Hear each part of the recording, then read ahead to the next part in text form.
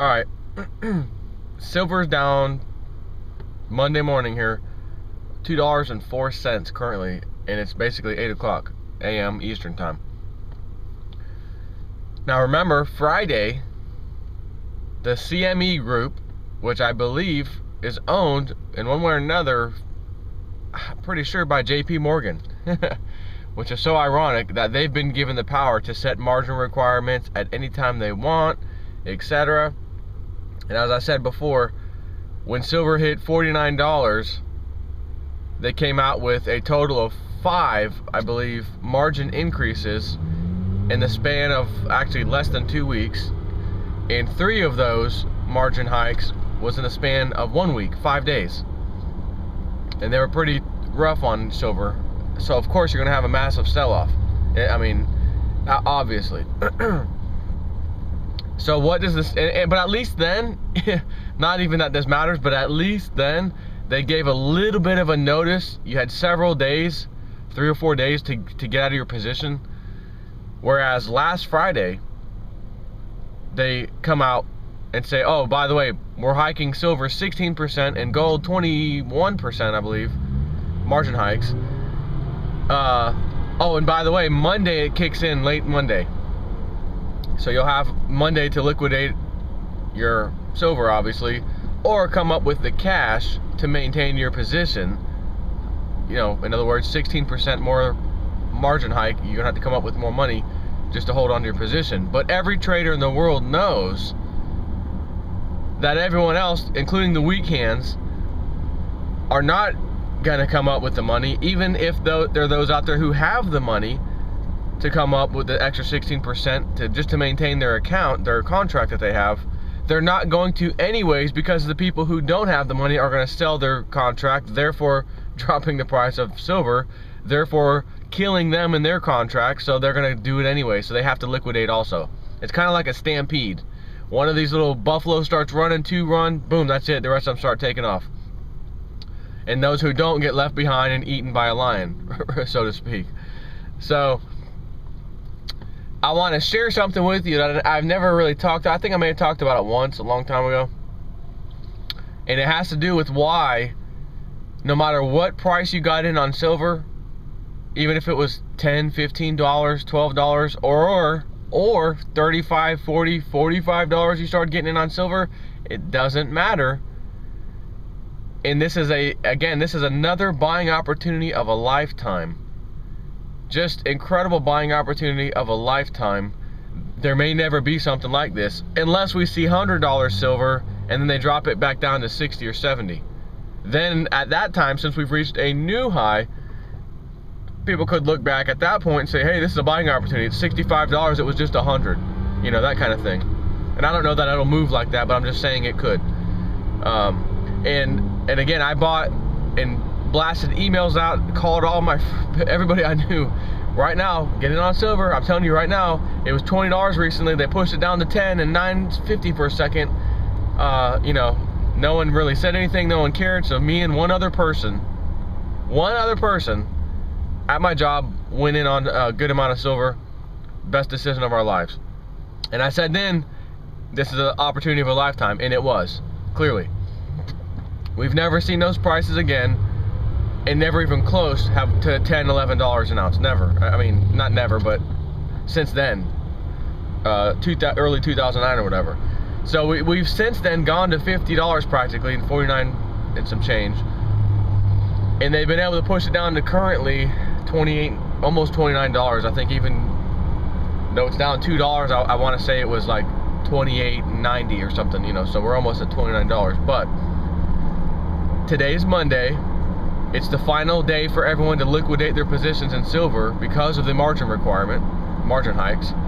So obviously there should be some more sell-off going on because not everybody may have sold off on Friday and they only have till Monday to do it. So in other words, this could be the bottom. However today ends, whatever level silver ends up at price-wise, whatever it is at, this could be the bottom.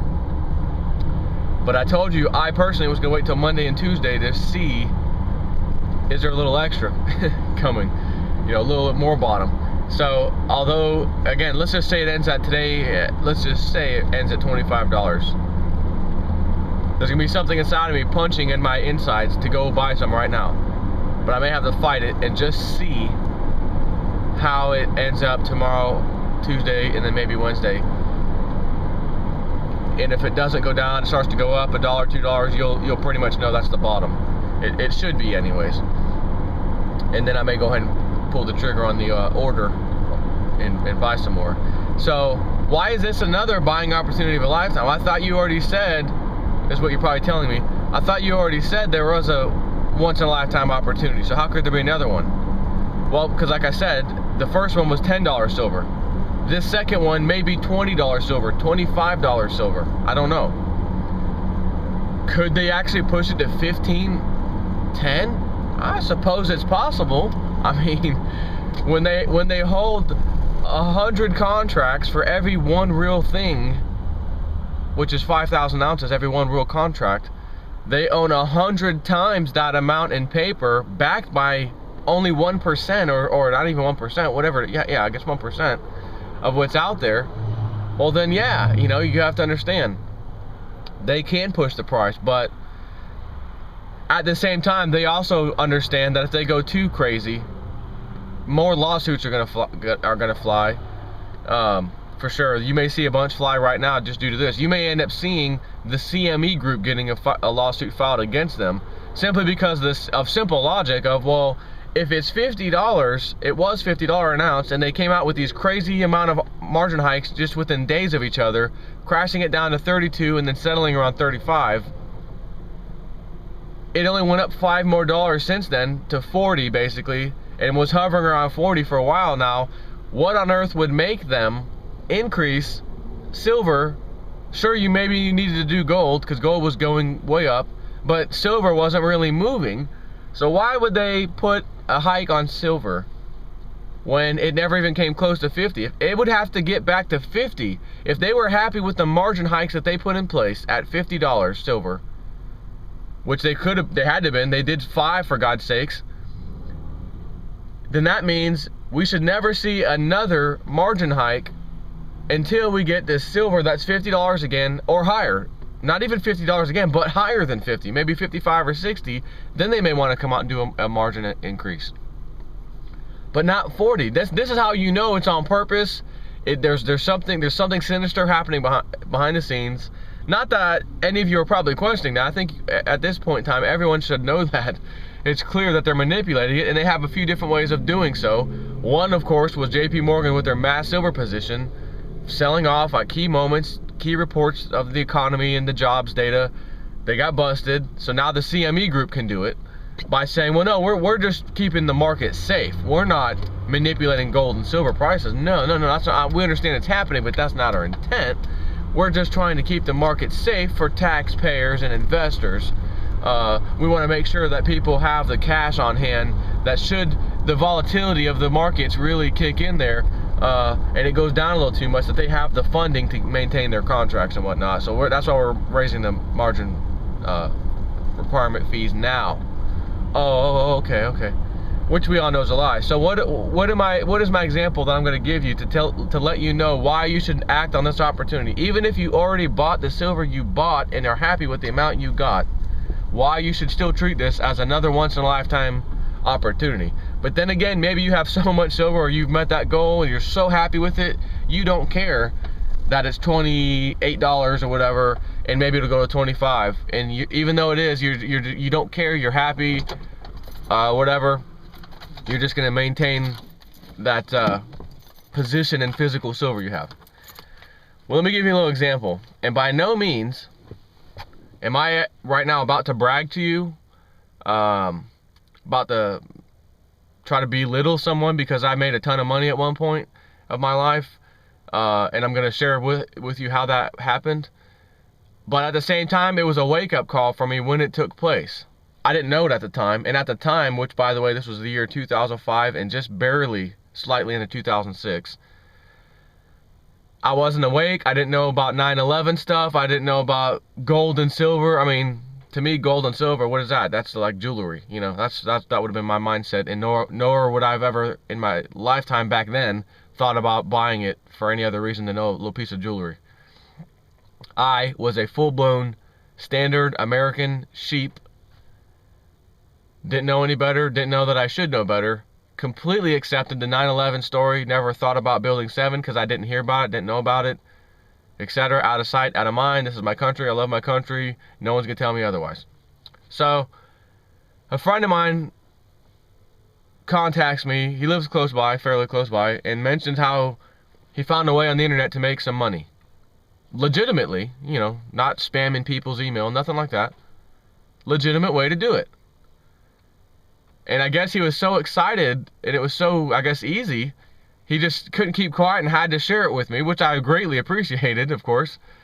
So I went over to his house, and he was talking to me a little bit about it. And he showed me one of his accounts, which was, I think, through Google AdSense.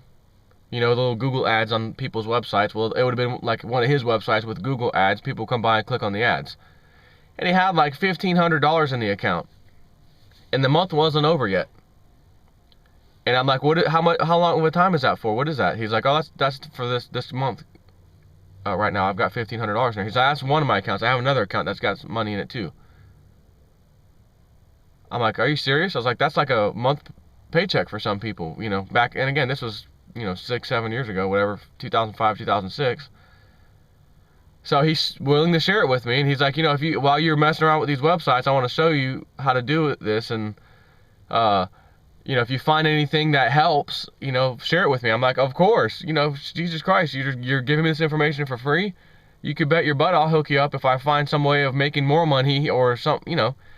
And I'm into IT, so I kind of took it and ran with it, and I did find a way of making these websites of ours even more powerful in the search engine rankings, which brought us way more traffic than he could have ever imagined, and I could have ever imagined.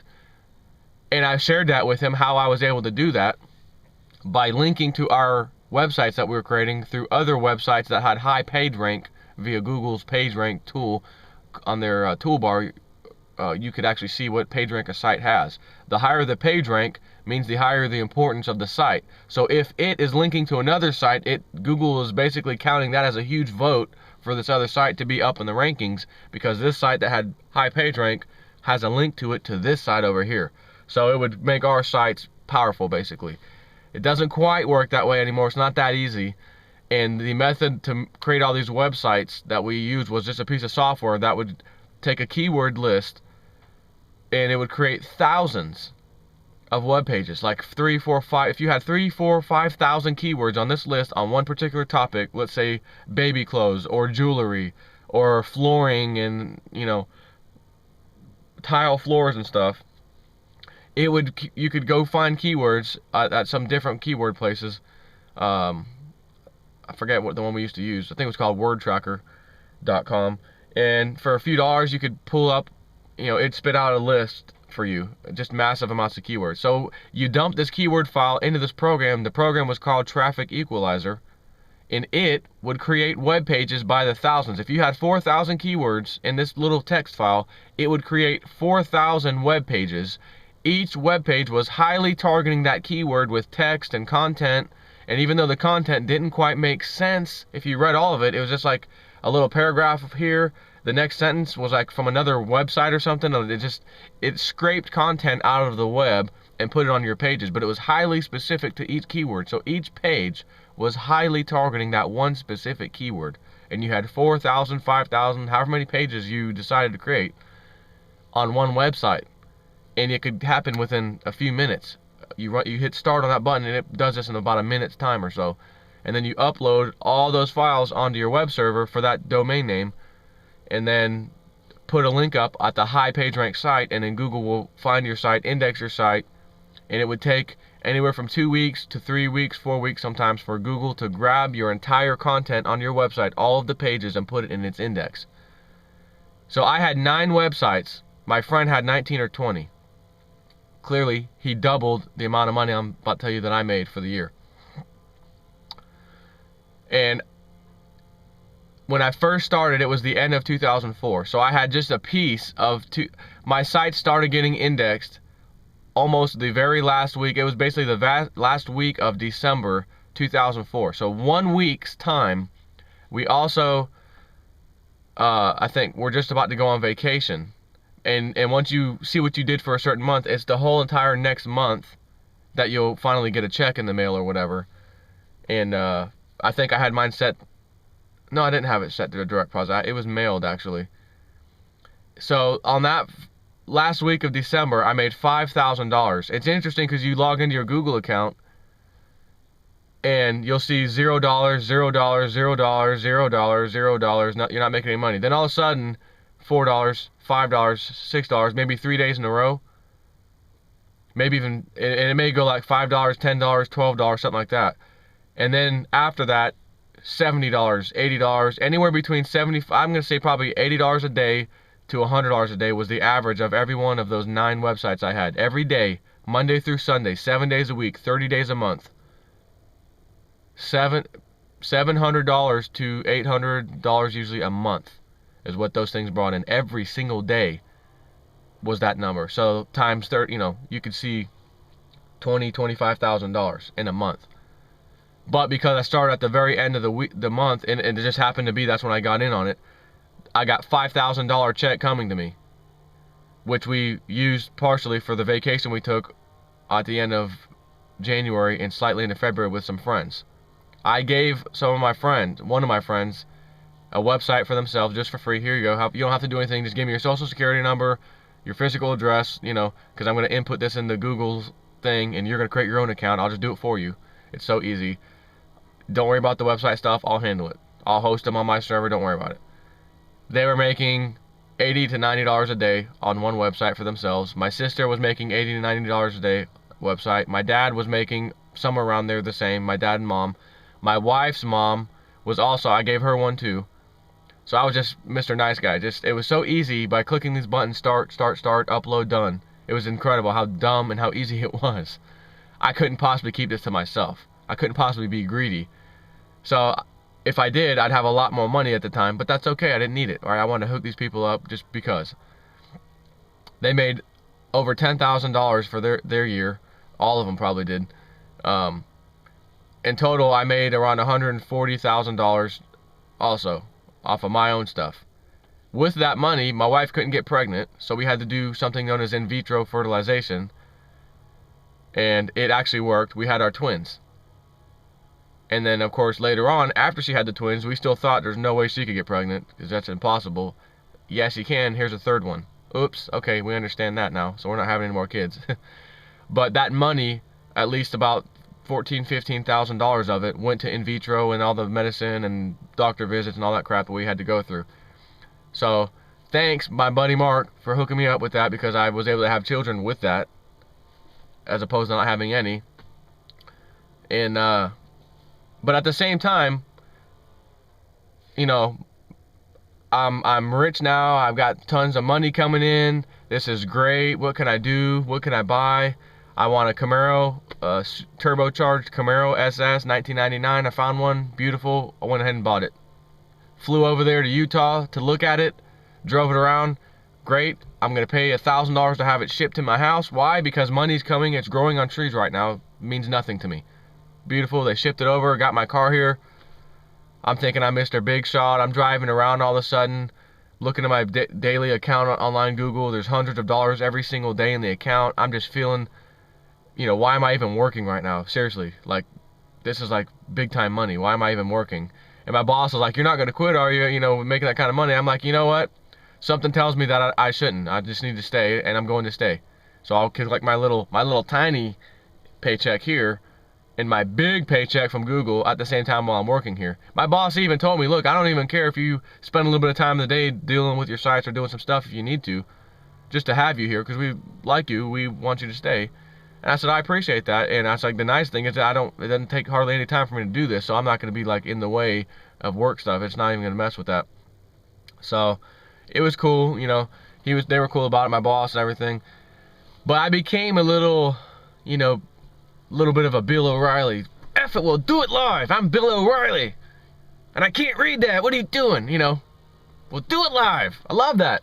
God, I love Bill O'Reilly when he did that. Ah, my favorite thing to watch. So, I'm driving in my turbocharged Camaro SS down the street like I'm some kind of bad, cool dude. And looking around all these cars, smoking in front of me, little junky things. And I'm thinking, go buy a freaking car, get that turd off the road. God, that piece of junk off the road. So are you seriously? Am I seriously breathing that in right now? You know, I'm thinking these things. Like I'm just, you know, as if this person wants to drive this piece of garbage car that's about to break down and smoking everywhere. Honestly, do people really drive those because they want to? No. They drive them because they have to, because they're dirt poor. For whatever reason of the situation of their life, it's not their fault, but they're dirt poor for some reason, and they have to get to work every day. That's their mode of transportation. But me, no, I'm Mr. Big Shot at the time. Get that piece of junk. I'm driving a Camaro SS. I just paid cash for my wife's car. You know, have time for this. I'm up and coming in the world. You know, I'm making money. I'm big. I don't have time for this. Get out of my way. That was my thought process at the time. And then, because these websites we were creating were pretty much garbage websites, there were no real use to anybody. The content on them was just junk, just words and stuff that didn't make too much sense, really. So Google didn't want that crap in their results, because if they kept that in there, people are going to go to another search engine because they're not finding what they were looking for when they land on our website, except a nice big fat Google ad right in their face, which was very relevant to what they were looking for. So they would click that and then go to some other real website that had the content they were looking for. But Google doesn't need a middleman like us, so they decided, yeah, the money is great coming in from these websites, Jesus, but we want to be king of content. This garbage has to go. So our sites would start getting banned, and then we just redo them again, new domain name, upload the site again, and then it would get banned a little bit faster, and then a little bit faster, and then a little bit faster, and then it got to the point where as soon as you put the site out, it wouldn't even make it into the index. It was just done. So it ended, and you cannot do that today. It does not work. So although I told you the program and this and that, don't even think about wasting any time, money, effort. It will not work, and I'm here to save you money. Because if I wasn't, do you think I would really tell you and thousands of people who watch me my key to success and then allow you to become my competitor online? No, I wouldn't. That's why I told you exactly the names of these things that I used. It doesn't work anymore. I now rely solely pretty much on my job here where I work, and my website, www.realistnews.net. I do have the Google ads there, and I do make a tiny smidgen of an amount every month that is just almost sickening, laughable when I think about how much I used to make. You know, it's almost like, why am I even putting these ads on this website? But it is a tiny bit, and people do click on them sometimes, so that's cool. It does help give me a little extra income. A little extra income, really. But I wanted to share that with you because we look back now, my wife and I, and say, man, if we had an opportunity. I mean, we had the next check that we got after that December, which was January's worth of activity on the websites, because you get paid in February, you know, a month behind, was $25,000. I thought to myself, there's no way that this check is going to be good. I know it came from Google. It says right there, Google Amphitheater Road, whatever, or Amphitheater Drive. I forgot what their address is now. But I'm looking at this. Here I am. I'm not even 30 years old yet. I'm 28 years old practically. And I have a check in my hand that's real, and it says, $25,000 and some change. I'm thinking I've never cashed a check more than, a few $100s for my paycheck, weekly paycheck kind of thing at the time. So, okay, I'm going to cash it. I'm going to go ahead and deposit it. And I only see $5,000 go through. So I'm like, oh, shoot, yeah, I knew something was wrong. There's no way we'd get all this. So I called the bank. I was just, how come only 5,000 went through? I'm just curious. Oh, when we have a big amount of a check, it automatically, we will let the first 5,000 go through in the normal time span of 2 to 3 days for it to clear. And then in another 2 or 3 days, the rest will clear. Oh, and that's typical? Yeah, absolutely. Oh, okay. And it happened. It all went through. So I thought to myself, there's no way that this is real. It's going to happen. And it did happen. So my wife and I look back and say, man, if we ever had an opportunity like that again, if some other new search engine came out that was better than Google, and they didn't know about these kind of sites that people used to build. Man, we could put up a bunch of sites real quick and just ride that train, ride that horse until it dies. Man, would I do something different. Instead of building 9 websites, I'd build 50, 100, whatever, as many websites every day, every night. Just blast out websites. And instead of make 100 and something thousand, maybe we can make $1 million in 1 year. And well, of course, we're paying taxes on it, but that's our thought. We missed an opportunity of a lifetime that even at the time of it taking place, we didn't even know it was an opportunity of a lifetime that wouldn't last. And we talk about that every now and then, but that's how it is in everyone's life. When you look back at something, man, I wish I would have took advantage of that a little better. I wish I did this. You know, that's neither here nor there now. It's too late. But you learned something in that process. I also learned that I became one of these mini elitist people with their train of thought of screw the rest of the world. You guys aren't important. I'm important now. Get out of my way. Can't you see me driving here in my badass car? Seriously? Damn. Acorn just hit the roof. But I learned something. Learned a little bit about myself. And when that got taken away from me by Google, by banning my sites, you can't make any more money anymore. So I learned a little lesson. I was able to stand back and say, man, that's not who you were. You weren't raised like that. That's not you. What is that? And then I started waking up. Right after that is when I started waking up to everything happening right now. All the stuff I do videos on. I started the process right after that. And it wasn't because of that. That was the way my timeline worked out for me. But thank God it kind of stopped, because I might be a real prick right now. I might be a real jerk of a person, not awake, about to lose my life because of the markets and everything about to crash on me. And then later on, it would have hit me really hard. I could have lost my house and everything. If I would have kept that rich man thing going, if it was possible, not knowing about silver, gold, what's about to happen to the country, then what good is it going to be, right? So I'm glad that happened. But I learned also, when an opportunity comes knocking and you recognize it, you better recognize it and take advantage of it. I did so at $10 silver. I'm telling you again now, at 20-something dollars silver, even if they go crazy somehow in the near future and push it down even further, fine, it'll just be one of these, or part of the same opportunity to get it in the 20s. I don't think it's going to go past 20. Major support levels, long-term support levels would be breached that just don't make sense, period.